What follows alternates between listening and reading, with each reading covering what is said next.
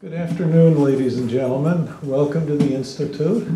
My name's John Lenchowski. I'm president of the Institute, and some of you may be new to us, and for those of you who are, we are an independent graduate school of national security and international affairs. We have 5 master's degree programs, a new doctoral program, and 17 graduate certificate programs.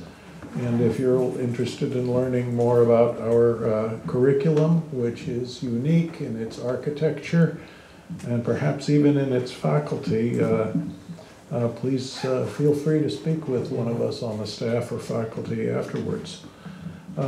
It's a great pleasure for me today to welcome a distinguished speaker who is one of the nation's great experts on Chinese affairs.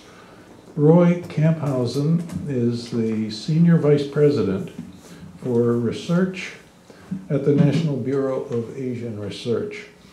He provides executive leadership at the Bureau for their work on security, politics, energy, economics, and trade.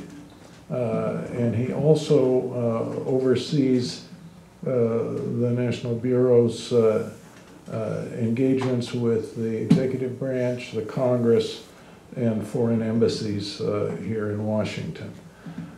He has expertise in the Chinese People's Liberation Army, U.S. China defense relations, broader East Asian security issues, innovation and intellectual property protection. He has he's had several academic associations in the past, and he's currently an adjunct associate professor at Columbia's School of International and Public Affairs. He's a senior advisor on East Asian affairs for the University of Connecticut's Office of Global Affairs. He lectures regularly at leading U.S. military institutions, including West Point and the Army War College at Carlisle. He has his bachelor's in political science from Wheaton College and a master's from Columbia University in International Affairs. He has studied Chinese both at the Defense Language Institute and at Beijing's Capital Normal University. He is a member of the National Committee on U.S. China Relations, the Asia Society, and the Council for Security and Cooperation in the Asia Pacific. I'm delighted that Roy has carved out some time to speak to us today. This is a rare pleasure and an honor that you could join us. So, welcome. The floor is yours. Thank you, President Lenchowski. Our discussion this evening really, in part, is derived from a fascinating late afternoon chat we had some months ago here, in which I shared I've been wrestling for some time with the notion of how to come to grips with the totality of the China challenge. And so I'm going to speak with you on that topic tonight and hopefully, if not lend clarity to your own thinking, help to clarify some of my own. We'll plan to leave sufficient time so we can have a good discussion afterwards and you can challenge or refute the ideas that you hear. It's important to note at the outset that I'm speaking in my personal capacity. I've recently been appointed as a commissioner on the U.S. China Economic and Security Review Commission, and so it's important for you to know that the views I express are not those of the commission nor NBR. They're my own. You need to put your name on the website. Which website? The U.S. China Security and Economic and Security Commission. It's there. Is it? Well, Yeah. I looked it up and I didn't see it there, but maybe I made a mistake. Well, I've entitled this talk America's Generational Challenge. Here's what I mean, 3 big thoughts. The first is that China, in all that it represents, is the principal foreign policy challenge facing the United States because of the totality of what is involved. It's the challenge that crosses the most dimensions and which is truly global. China is the principal challenge. Secondly, the China challenge directly addresses areas of American strength and prods at areas of American weakness, but at levels below what we might typically think of as a threshold for conventional conflict. But U.S. global leadership tradition makes the U.S. best positioned to respond, indeed imperative that the U.S. respond. So it is an American challenge. And finally, it's a generational challenge. It's not something we will sort out within a term or two of a presidential administration. Well, let me elaborate on each of these three thoughts, and in the process, especially since many of our group are students, I'd like to share ways as to how to think about the challenge more than to share simply what it is that we ought to come to grips with. As I mentioned, I'll leave some good time for Q&A, and so let's jump in. First, the totality of the challenge. I would argue that it's unmatched by any other single foreign policy issue from the perspective of the United States. It touches on every aspect of traditional American strength and leadership. Without lapsing into Cold War nostalgia, let me just say that the totality of what China represents far eclipses the capabilities of the old Soviet Union. I'll return to that a bit later.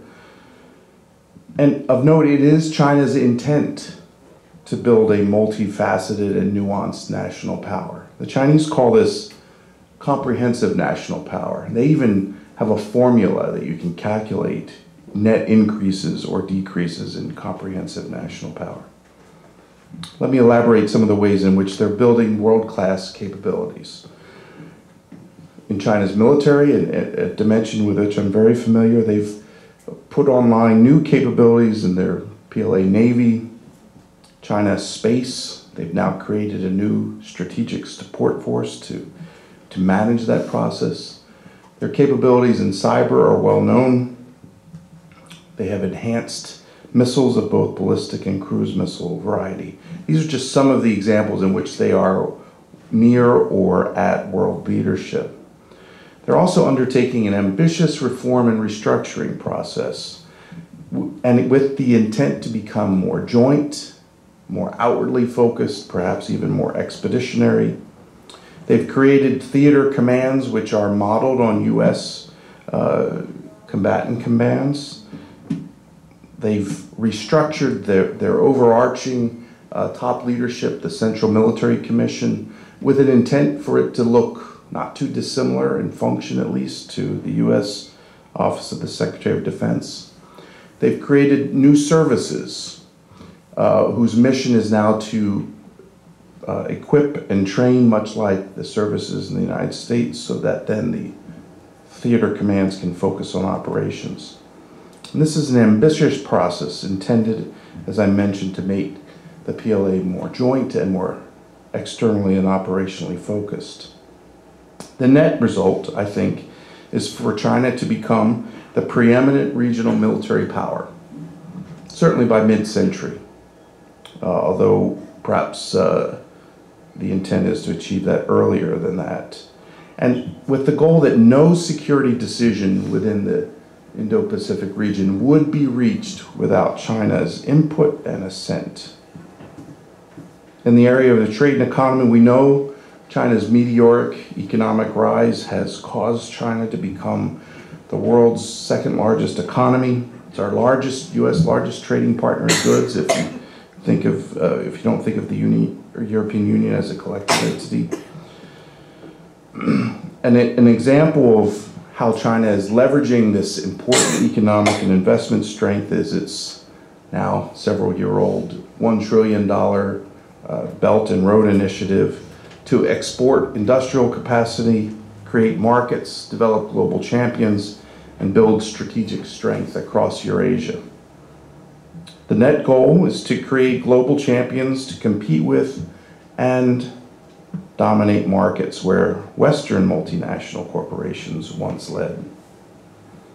A third dimension of the totality of the China challenge, perhaps not one we often think of, which I think is increasingly important, is China's focus on domestic control. We know about its great firewall, but there are other dimensions as well, including this new social credit system in which an individual is judged on the basis of their reliability, and then their participation in civil activities is limited or permitted as a result. The ongoing and ever stronger crackdown on religion and repression of political dissent, as well as academic voices, is ongoing. And these processes extend even to extricating Chinese citizens from abroad, Chinese-style extradition, you might say, to bring home to Chinese-style justice, or harassing foreigners who happen to be of Chinese descent, either when they travel to China or elsewhere. And this growing Chinese surveillance state, which is currently dedicated to internal control, I think we're likely to see expressions of the surveillance state abroad in the near future. And finally, there's the cultural appeal. This may sound funny, but China is both one of the world's oldest civilizations. It experienced a century or two of pretty tough times, and now the world is seeing the resurgence of the Chinese state and the reemergence of China as a cultural phenomenon even within the last 30 years. And there's an attractiveness, there's an appeal to the China model, especially in the South, the global South, the third world, where the model of China, having raised hundreds of millions of its citizens out of poverty, can be very attractive. The Chinese attempt to leverage this appeal by contrasting their approach with that of the West, especially the United States. And they use techniques like their Confucius Institutes to both enhance engagement, teach the Chinese language, but also spread positive propaganda about China, and in the process diminish criticism of the PRC. And lastly, there's China's participation, or the systemic dimensions of China's participation. It has been a rule taker for much of its history since the establishment of the PRC in 1949. But with China's growing power, it now wants to be a rule maker or rule shaper, both in new institutions like the Asian Infrastructure Bank, or in how enduring systems like the World Trade Organization actually operate. And often this is accomplished by placing key Chinese leaders in key positions within those entities. So, in totality, China's intent is to become a global leader as a regional military power and global economic leader at the same time. This is not a perfect analogy by any means, but it is almost as if the military threat that the Soviet Union presented in the 1980s was combined, or were to be combined, with the trade and economic challenges represented by Japan in the same era, with the cultural attraction and systemic contributions of Europe at the same time. This is the China dream, the great rejuvenation of the Chinese people. And it is the totality of this challenge which puts it at the top of the list for the United States. Second, China is America's generational challenge, because China's approach directly addresses areas of U.S. strength to diminish or mitigate them, while at the same time attacking areas of American weakness. The 2017 U.S. National Security Strategy calls this a condition of continuous competition, I think an apt term. Or as a mentor told me once when we were stationed in Beijing, he said the U.S. is both the model in many ways for what China hopes to become, as it is at the same time also the most potential threatening adversary against which China is preparing. So how is China challenging the United States? First, in the military sphere. The PLA, China's People's Liberation Army, is modernizing within a unique strategic construct, of which I think there are two salient points. First, China is not existentially threatened by any other great power. It's worth thinking about a minute. The United States has made as its policy since the establishment of diplomatic relations in 1979 the conduct of productive and effective great power relations. The U.S. does not provide an existential threat against China, although Chinese leaders will sometimes say they feel a sense of containment. But the PLA is not modernizing against that threat. That's the first point. The second is that Chinese defense spending has grown tenfold in the last 2 decades. This means that the Chinese military can prioritize what it procures and in what quantity. It has no external stimulus against which it is modernizing. It sets its own priorities and executes at its own, usually breakneck pace. Now, this is not a fail-safe system by any means. Often having a threat force define one's own modernization provides a sort of clarity and is a measure against which that modernization can be judged. So the PLA will make mistakes in this unique kind of setting, but it has this unusual luxury that we've not seen certainly since the end of the Second World War. The net result is what I call a PLA capabilities demonstrating deterrence underscoring approach, meaning the PLA wants to demonstrate to the United States and other potential adversaries, but mostly the United States, that it has the capabilities to do great harm, and in demonstrating those capabilities, it wants those potential adversaries to understand the risk to themselves if they cross Chinese red lines. So we see these examples throughout China's space systems, its cyber approaches, the development of maneuverable ballistic missiles, longer range cruise missiles, drones. These are all examples of the types of capabilities that China intends for its potential adversaries to see and understand and to have an appreciation for the risk that they present to China, to those other countries. It extends this approach to how it operates near to China in specific challenges that it faces. And I would argue an example of PLA continuous competition in peacetime is the island building efforts of the South China Sea. China judged that the United States had a strategy that it could not and would not enforce with the use of force. And so it made a series of incremental decisions that were not opposed. And ultimately, we have resulted with the condition where we find ourselves now. I'm glad to talk more about that in the Q&A. My own view is that this military modernization effort is intended to reinforce a national strategic defensive narrative, an approach to dissuade a main adversary before conflict on terms favorable to China, and at the same time shape and dissuade lesser actors, again, in ways which support Chinese goals. Some call this gray zone competition. Whatever it's called, the United States is poorly structured to respond to this kind of below conflict level challenge, and so we either tend to dismiss it or overreact. And this presents opportunity for grave miscalculation. Often, the U.S. Department of Defense sees the new capabilities coming online, and concludes, not without merit, that they are intended to counter American strikes without always understanding that China intends to wage continuous competition, if not war.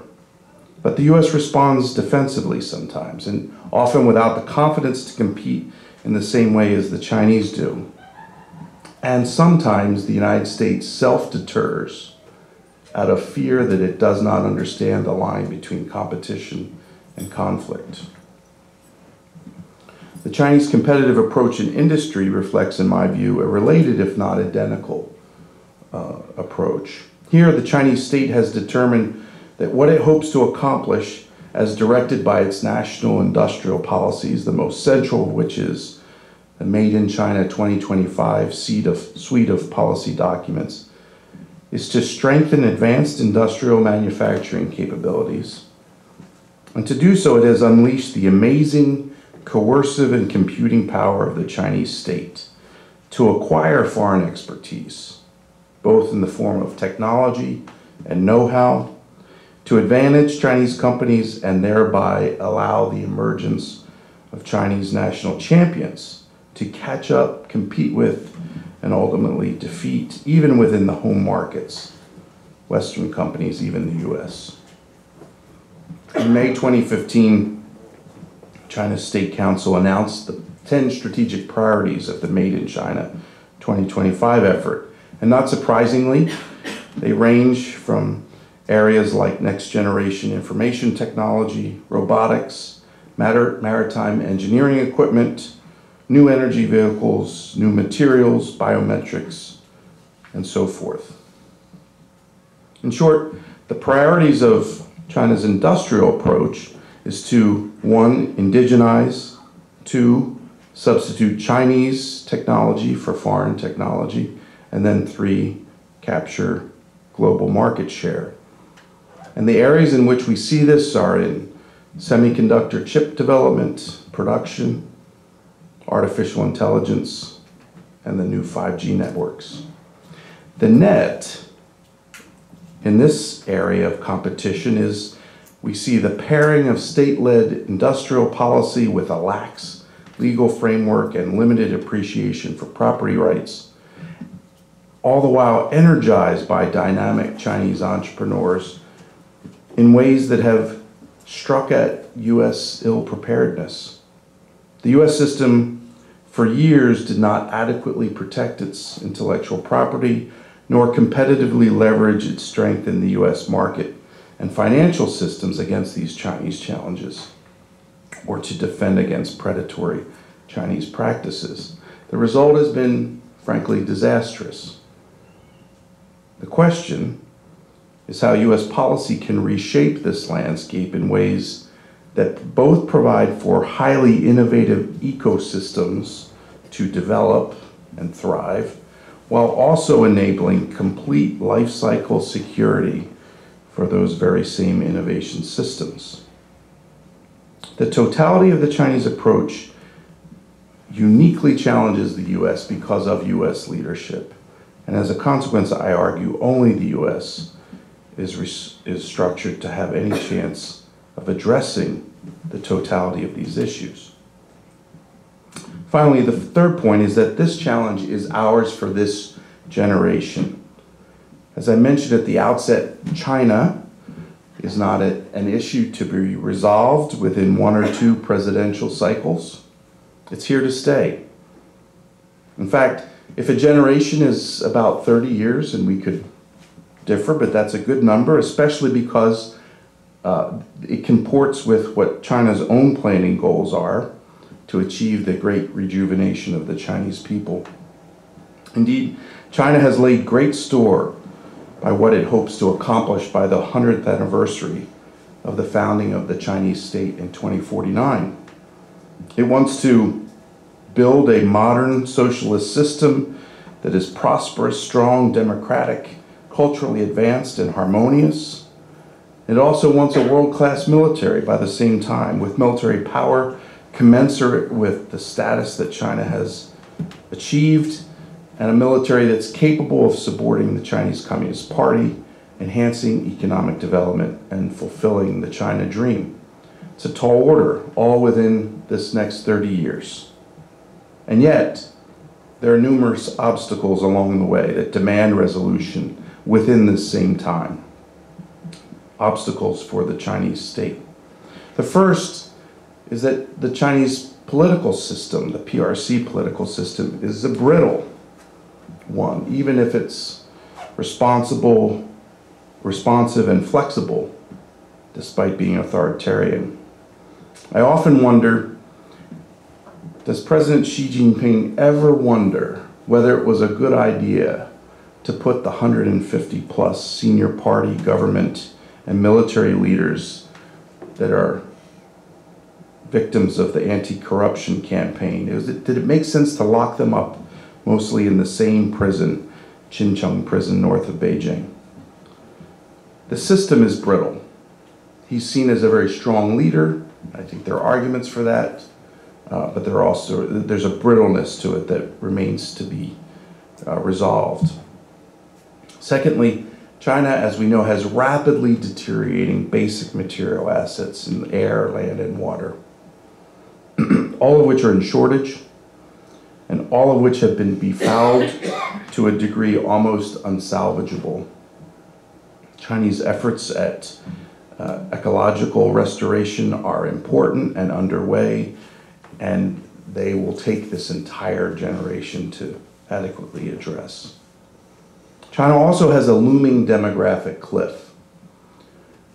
The Chinese workforce began declining in 2013. By the middle of next decade, the workforce will have declined by 25%. And one statistic I read suggested that by mid-century, there will be 850 million Chinese retirees.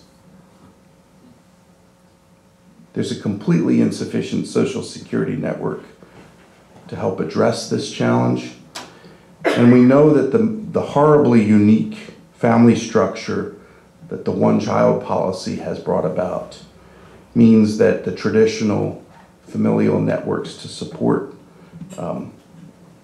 aging members and grandparents and senior citizens is just not in place. Set aside the sociological impact of one child having two parents and four grandparents with no cousins, no aunts and uncles. Set aside what that means sociologically.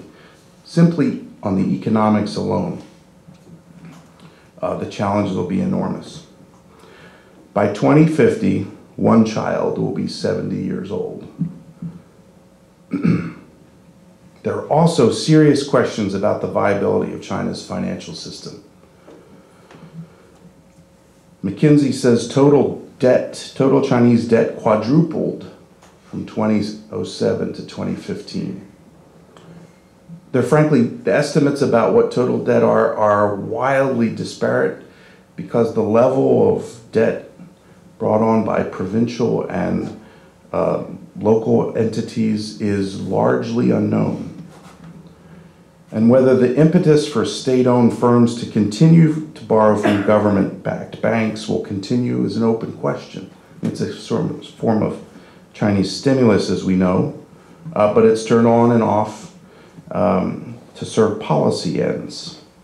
And then there's the phenomenon of local government financing vehicles, which, if you read the same Financial Times article I read last week, suggests that these are being used to extort continued loans from Chinese banks, lest or otherwise they employ the anti-corruption campaign techniques if the banks are unwilling to keep the funds flowing. There's another dimension, sort of canary in the coal mine, you might say, and that's the degree to which many American policy elites, often those who were so instrumental in development of America's policy of engagement towards China, they're tiring of the effort. And they speak with terms like, it's time for a structured disengagement, or there's a growing backlash against China within the same set of policy communities. And the challenge, I think, is that Chinese leaders see this phenomenon and they think it is a temporal one. They think it is brought on by an administration that they don't entirely understand, and they believe they can wait it out as they have waited out many challenges in the past. I would submit this is a secular trend, and the administration reflects the broader phenomenon more than being the instigator of it, and the Chinese leaders would be well served to consider this trend and take appropriate actions in response. Well, in conclusion, I've shared several ideas about the totality of the Chinese challenge for the United States, why it is, one, which the U.S. particularly must address, and why it is the work of this generation to do so. I've not provided any solutions, in part because the answers are not easy and they're not going to be found simply by thinking about the problems for a little while. They are the challenge of this generation. And so I encourage those with interest and commitment to give their professional lives to this generational work. With that, I'd love to hear your questions and comments and look forward to a good discussion. Thank you.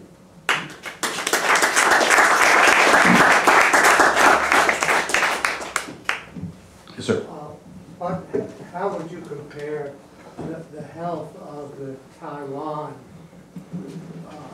whatever we want to call it, a state, to that of the much larger mainland China, as far as having the kinds of problems that you describe exist on the mainland there, and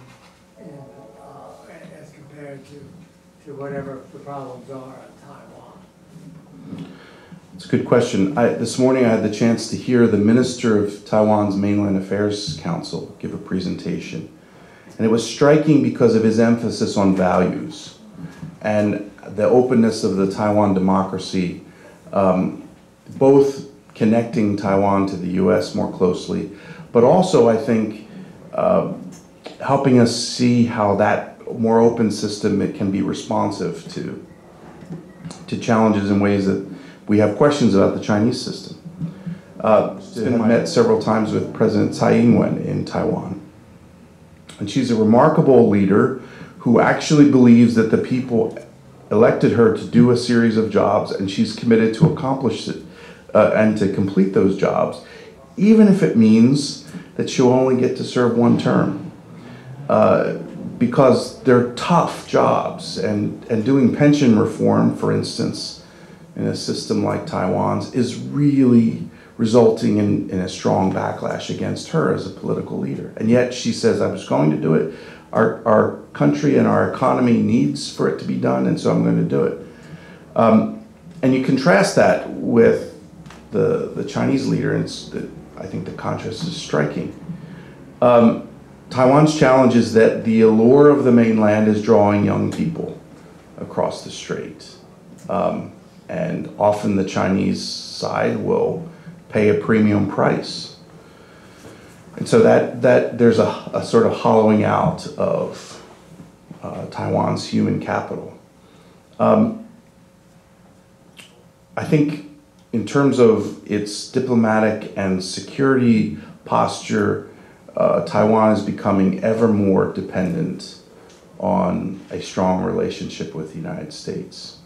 I've had the good privilege to get to know the Chief of General Staff of the Taiwan military, and he's a very far-thinking and visionary admiral, and he has developed a strategy to defeat the potential PLA invasion. I think it's both a savvy plan and one that can be executed. But it is, frankly, one that can be accomplished over the near term, but over the longer term would be very difficult to carry out. At the same time, you see shrinking numbers of states that diplomatically recognize Taiwan. And so the importance of Taiwan's new southbound policy to create linkages, both economic, cultural, and otherwise within the countries of ASEAN becomes a very important effort. But at the end of the day, you look at the gravity of the situation, and you worry that without active engagement on the part of the United States, whether it's sustainable, right? A country of 25 million people sitting 80 miles away from a country of 1.4 billion. I think we need to look at that dynamic and not throw up our hands and say it's too hard, but rather look at it realistically and continue to work on those areas together that keep Taiwan a successful, self-governing, and independent entity. In the back, and then here, in the back first. Yeah, you mentioned two things about, I think you're talking about its particular challenges or weaknesses said something about the development of AI and semiconductors. Part of it's like, I guess it's tech boom. And then he mentioned it's rapidly deteriorating environmental and natural resources and the decline of its workforce. We've got 850 million retirees coming up in about, what did you say, like 3 years? By mid-century, yeah. Okay, so we have dependence on semiconductor metals, coltan. They've got deteriorating natural resources. I can kind of attest to it a little bit. We went there in 2009. It's a separate story. And then they've got a vastly aging workforce. So that means, how does the whole Chinese expansion into Africa figure in? One, it would check off the whole natural resource angle. Two, it would definitely check off the whole idea of coltan. So I read in a headline, might have been the Wall Street Journal, where someone was saying that Ghana is the future of Africa, and I understand that China in particular set up a lot of tech companies in Ghana. Is that maybe part of its answer to the declining workforce and the rejuvenation of natural resources? Or is that going to be like one of those overexpansion things that you were talking about? Because you said that it doesn't really have an existential threat, but it means you can just keep growing and growing and growing and not necessarily see the limit. Let me answer in several ways. First, it could be, right? The drive to get resources is a global one, and Africa is one of the places in which China sees the opportunity to get resources, both commodities, but also basic natural resources. What we tend to see, though, is that when Chinese firms go abroad, they tend to bring Chinese employment with them, or labor with them. And so it's not entirely clear how a domestic labor shortage could be redressed by different markets. It's not clear yet that they have begun to think in those terms. Does that get it? I don't want to hog all the time. I'm just going to say that the reason I'm going to ask this is because I was lucky to go to Hong Kong in 2009, and well, there was two things that kind of piqued my interest when you said it. When I was in Hong Kong, it was one of the most beautiful places I've ever been to, one of the most beautiful cities. Maybe it was just me, but the first thing I noticed is that there were no like birds, squirrels, things. It was like quiet. This was Hong Kong, it's right next to the ocean, it's a port city. Two, I would read some of the China weekly newspapers. This is like 2009. Lots of people were complaining, like they do here, that all the jobs were going to be leaving China and then going to Indonesia. This was 2009. So I remember Dennis Kucinich saying that globalization would be like a race to the bottom. Is that sort of vindicated, or is that just an oversimplified message? Yeah, Hong Kong maybe isn't the best example since it's reverted to Chinese control only since '97. And there are birds. There's a really nice park in central Hong Kong. They tend to hang out there. But right here and then here, sir. Okay. Thank you. I think some of your logic is very strange. And when we talk about Taiwan, and it's against one China principle and the commitment of your government, and I think sometimes you should think in the other way and beyond and closer straight prosperity and not sometimes demonize China and as a challenge, because you can find China and the U.S. are doing in the opposite way, and when you are demonize China as a threat, and China is trying to please the U.S. And I wanted to ask you one question is about if the U.S. is China and at the same time China is the U.S., what the China will do to the U.S. or the U.S. will do to China. I'm not sorry, I don't understand your question. That means, and you see, and you every time in every cases, you see you understand China a lot, but I find you know China very little. And that's not a question, that's a statement. Yes, of course, it's not a question, but it's a statement. And so that's why I ask, if you really know China and you will know China's behavior, the principles towards the U.S., and also you know the U.S. policy towards China. And that's why I ask if China does the U.S. way to the U.S. On the other hand, the U.S. do China's way to China, and what will happen? We'll have to think about that, I guess. Sir? You mentioned that our military often doesn't distinguish between a conflict and competition with China. And In any circumstance, I might add. so, and you mentioned China wanting to be a regional power.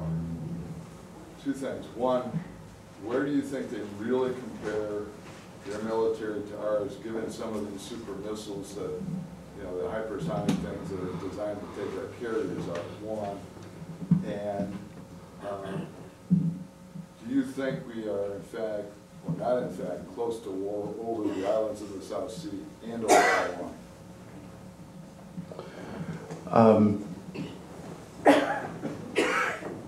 So I think we should understand the capabilities of the missiles as absolutely including what the U.S. brings. And over time, they could be applied or employed in a global setting. But the platforms that would launch them are now mostly regional in their employment. And so it strikes me that they are, while they over time will have more of a global reach, at the moment are largely focused on the region. And so we're not yet at the point where we, in comparison to the Cold War days, we are not at the point where we have a global strategic military competition with China. And I would submit that is some time away. And China has a vote in that, right? Their own aspirations will also help to determine whether that comes to pass or not. But I think we're a ways away from that. Yet those capabilities are fungible in the sense that if the intent were to change, we might approach that point pretty quickly. Are we close to a war within the first island chain? My own view is no, for a variety of reasons. One, in the South China Sea, our stated position has been comprised of 3 points. One, we don't take a view on the sovereignty of the disputes. Two, we want the disputes to be resolved in a way in which the resolution is amicably reached without coercive inputs. And three, that the broader access to the region is sustained. And that has typically been characterized as freedom of navigation, though I think that can be an overly restricting term. I think free access to the global commons within their regional dimension is maybe a more accurate way to think of it. And to date, we don't have a strategy which argues that we would use force to undo what has been done. I'm not convinced. I had a discussion with some members of Congress several months ago, and I argued we didn't have national strategic interests in the South China Sea. Freedom of the seas? We have that operational interest, but it's not at risk. The island building campaigns don't, in my view, don't put that at risk. What we missed the point on, and I alluded to this perhaps too superficially, The challenge is really for our regional allies and partners. And we internalized what was taking place, having developed a strategy, right? Secretary Clinton gave a speech in Hanoi in July of 2010 in which she articulated the approach. And I think the Chinese judge made a strategic assessment and said the Americans will not fight for those principles. In the end, that I think was an accurate judgment. And so having established that, then when the campaign kicked off, I have on very good authority from the chief of the Chinese Navy that they expected more pushback and didn't get it, and so continued. Now, what does pushback look like? Were we actually going to start? No, but there are a variety of techniques we could have employed. And then we publicized our freedom of navigation operations as a metric to demonstrate that we were doing something. So we twisted ourselves all up. All that to say, I'm not sure it can be undone by use of force. Taiwan is a related but separate question. It evokes passions on both sides of the strait. We've heard some important points here earlier. The American commitments are to take any threat to be of grave consequence, and one which the United States takes very seriously. And we've been, as you know, we've traditionally avoided clearly articulating what we would do in each and every circumstance. I think the point at which we're at now is one in which Taiwan feels under more duress. It's a different kind of duress. We don't have missiles flying north and south of Taiwan the way we did in 1995 and 96. But we have circumnavigation of the island both by air and ship of the Chinese military, and the sense of increasing isolation in Taiwan. That said, for conflict to result, it would be the product of very poor and panicked strategic thinking in both Taipei and Beijing. And my judgment is the leaders there would not resort to that. I think President Tsai she's the same party as Chen Shui-bian, but she's an entirely different leader.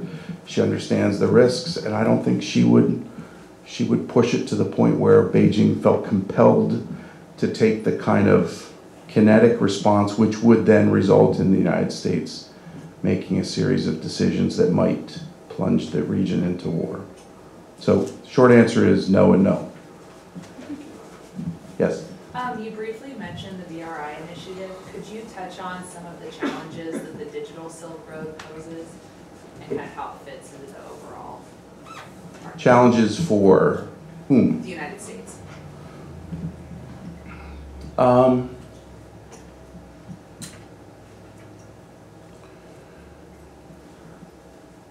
The Asian Development Bank says that over the next 30 years, Asia needs $26 trillion of infrastructure investment.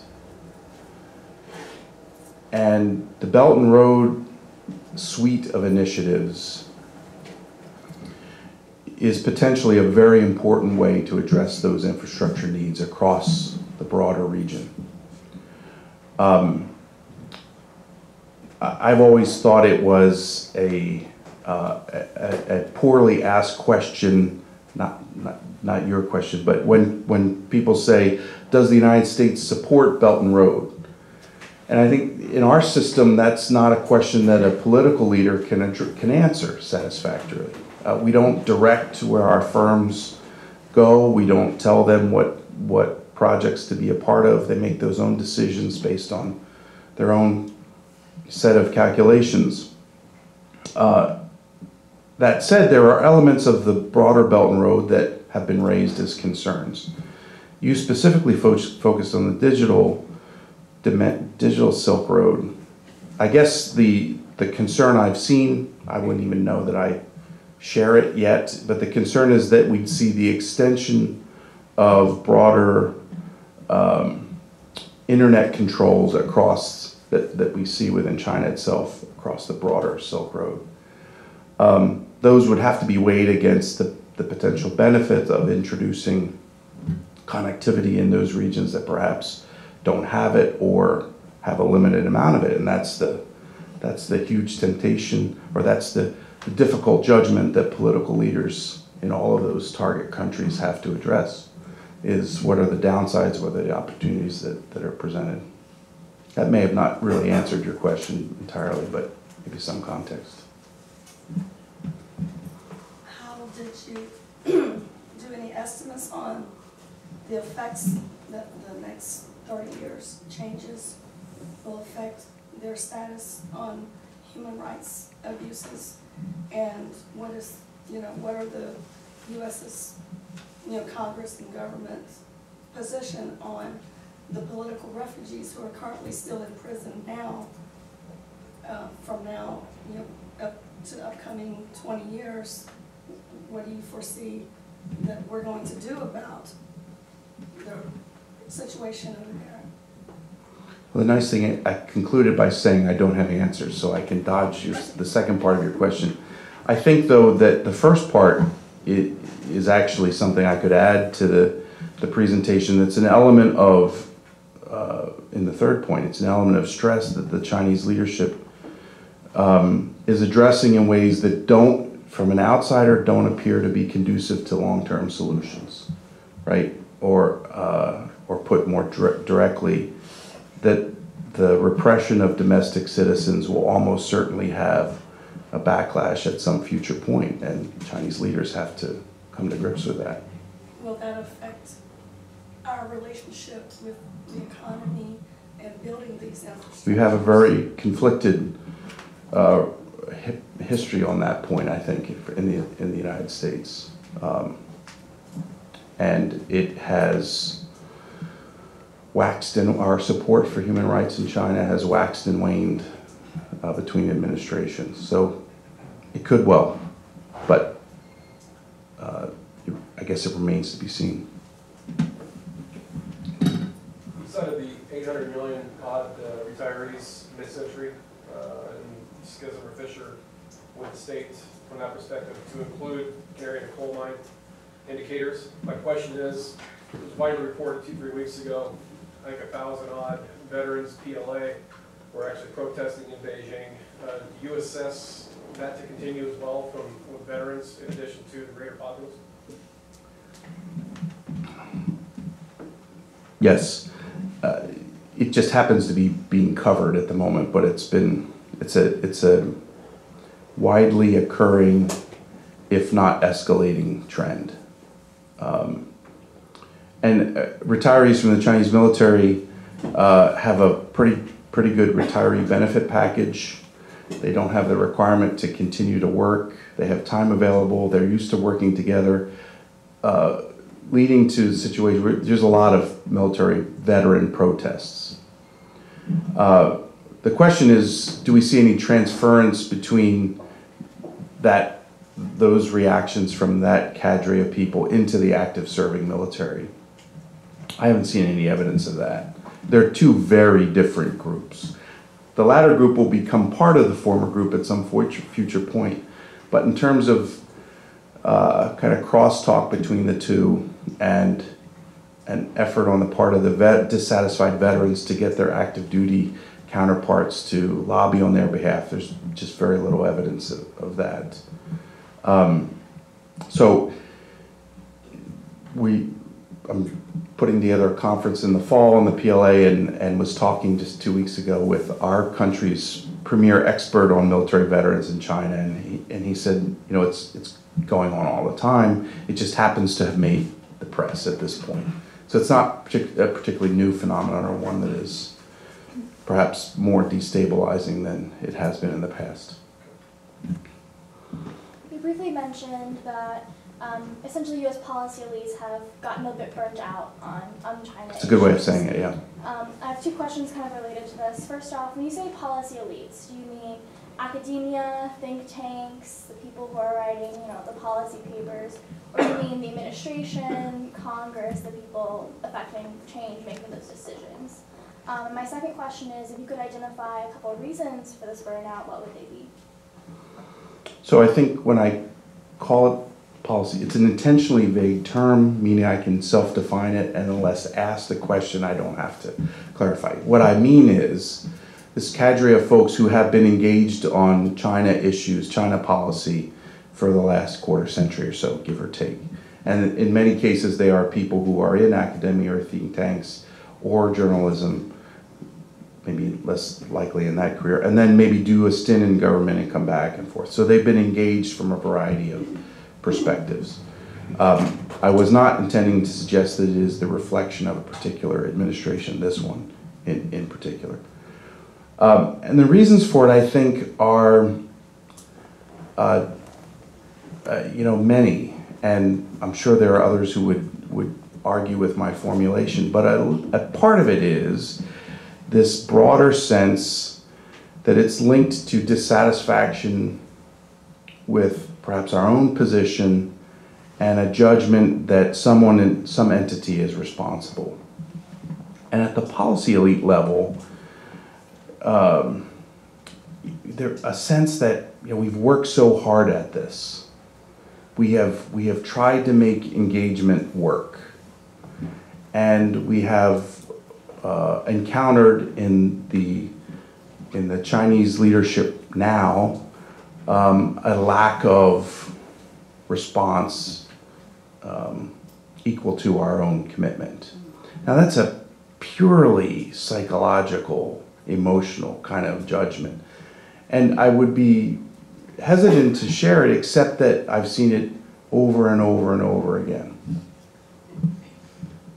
Maybe it is that they expected through engagement that over time they would become more democratic, and now what they're seeing is greater repression, and so maybe that is... There are certainly some of whom that judgment could be said to be true. I think there are others, though, who had very clear-eyed understanding of what engagement might not yield over time, that we might not see broader opening, and it was still worth doing for its own sake. Even among that group, there are examples of folks who say you feel as though it has run its course. Thank you. So I'd like to ask two questions. You said China is continuously waging a war forehead to achieve its goal of the China dream. So in that, can you talk about the neighbors of China, especially the South China Sea, ASEAN in that region? What is your current assessment with those neighbors and how China is manipulating that area to achieve its China goal? And what is the U.S. leadership and the world order currently is there? How do we somehow mitigate the situation? Mm-hmm. The second one is about the people here and around the world. You said China also is reaching out to the Chinese heritage descendants overseas and use them as extended arms. So in the U.S. in particular, with the census, we know that soon the Asian calculations, AAPI, whatever they say, will be, the number of voters will be higher than 50%. How is that affecting our U.S. values and leadership and democracy? So I didn't say that China is waging continuous war. If you thought you heard me say that, I said competition. And that's important to understand, because I think that's a strategic judgment on the part of the Chinese leadership. And a point I was trying to make is that we have to be able to compete as well. Your second point about impacts within the region, I think, is very important. And I specifically didn't talk about it because I talked about the focus on the United States. So just a couple of thoughts, maybe not as systematic as they should be. The first is that American leadership means we need to engage with our allies and partners on the issues that are important to them in ways that often they can't do for themselves or are constrained from doing even if they could. And in this respect, I think we have a lot of work to do. And as I mentioned earlier, I have often thought that we mistook the focus of the island building campaigns as being a challenge to the United States, when in fact I think you could make a better argument that it was a regionally focused effort. And the impact was felt in countries like Vietnam and Malaysia, perhaps even Indonesia and so forth. That is an area where I think we need to spend more time and energy, and it's not just about the number of vessels in a freedom of navigation operation, right? The commitment has to be much more sustained, productive across all the dimensions of our own national power, including diplomacy, information, economics, and so forth. Last question, sir. Let's assume for a moment that the United States does not come up with a grand strategy to deal with China, that our response is as ambiguous as it has been. Let's also assume that the challenges that you've listed are not turned into dilemmas that can be exploited, and that the first half of your talk, the prediction of Chinese activity continues unabated, and they become the regional power in the area and are on the doorstep of world power. So what I'd like to ask you to do is to speculate for a moment, if you care to, on something that might be called the geopolitical imagination. What would be the consequences of that rise in power for the institutions and individuals who are not my age, but the age of many of the people in the audience? How would that affect their life chances here in the United States and the institutions that they inhabit? That's asking me to engage in wild speculation, and I often will. Did I mention I'm from Philadelphia, and I was so pleased that the Eagles won the Super Bowl, and I will wildly speculate that it's possible that in my lifetime they might do so again. That's the kind of wild speculation I engage in. So you could construe from my presentation that it's a competition that will be won or lost by the United States. And my argument is actually that the United States has to engage in the competition, and that by mid-century we could have a different world order, but one in which the United States and potentially China play very important roles. And the process that we've gone through to get there is one of structured competition, not which results in great power war or even regional conflict, but one in which we see a challenge of and a competition of values, approaches, systems, structure, and so forth. So it doesn't, I don't mean to suggest that unless we win, all is lost. I'm trying to get us to the point of thinking that we simply have to wake up and engage in this competition. And I believe our Chinese counterparts have long been fully engaged. They're waiting for a willing competitor to re-engage with them. They're happy to if we don't, but that's the prospect, I think. I'm hesitant to go to doomsday scenarios if we don't choose to do so, frankly because it gets rapidly out of my area of competence.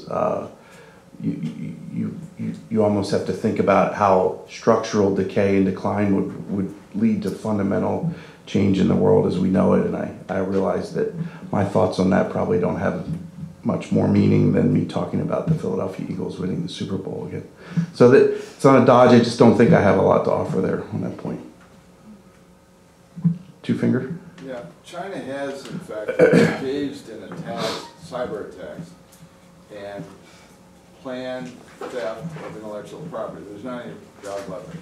That is a form of modern warfare, okay?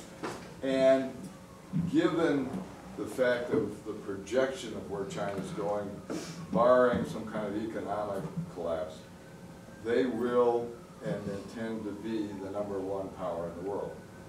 But right now, China recognizes that it is vulnerable and cannot win a trade war. So why shouldn't we kill them in a trade war? Well, I think we have leverage in our approaches that has served us a lot of benefit in the immediate term. And we have to turn that leverage into a broader strategy. The third order consequences of complete conquest, right? I mean, our economies are so intertwined. I think we have to restructure them. We have to change the playing field.